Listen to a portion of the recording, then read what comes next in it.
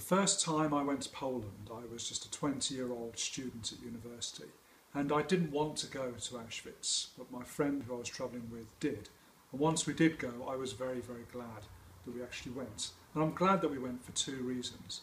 Firstly, I always think it's very important to see things for yourself with your own eyes, and not to necessarily take only what we see presented to us in the media as the truth. I think you have to see things for yourself.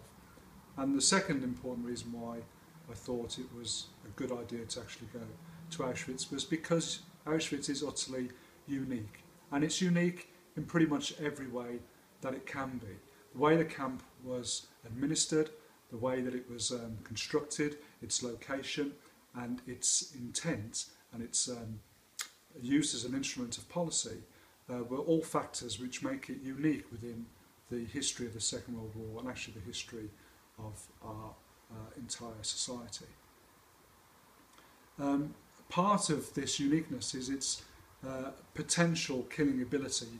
Auschwitz never realised its true potential. It had the capacity to kill more than 4,000 people per day. That's 12 million people a year. Obviously the camp never realised this potential, but it still killed more than 1.1 million people over 4 years of its life.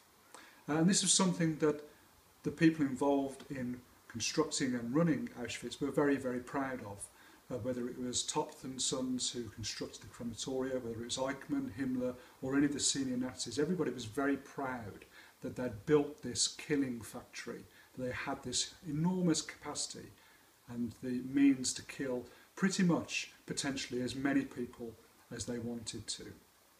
They believed, and we see this still today, that they were doing the right thing. And at the moment, today in fact, one of the more junior SS guards at Auschwitz, an individual called Oskar Grüning, is on trial right now, 93-year-old man.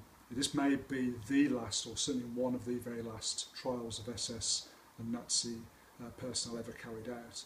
And Grüning has already said on video previously, 10 years ago, that he had absolutely no regrets about what he did. And he actually said it was the right thing to do to kill Jews on this scale. And when he was asked the question, well, was it right to even kill small children, he answered, yes, because these children and this race were our enemies.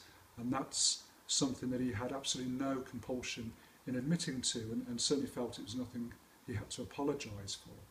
So I think that illustrates the relevance that Auschwitz still has. We have that trial going on as we speak today and this week. And we also have a news story coming out of Auschwitz also this week about visitor numbers being up this year.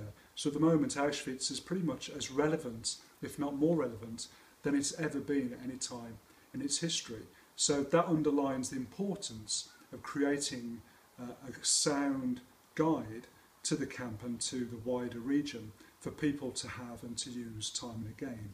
I do think at the moment such a publication does not exist. You either have histories of the camp, of which there are very many, and certainly many more wider histories of the Holocaust, and you have travel guides which focus more on obviously the practicalities of travelling to a certain area. But I find that the histories are probably too much for certainly for casual visitors, and the published guides are often quite inaccurate. So you'll find there's actually factual inaccuracies repeated in all of the major guidebooks to Poland. So that's something that I'm trying to remedy, to try and bring those two elements together, and as I say, provide a book which people will be able to trust and use time and again for years to come.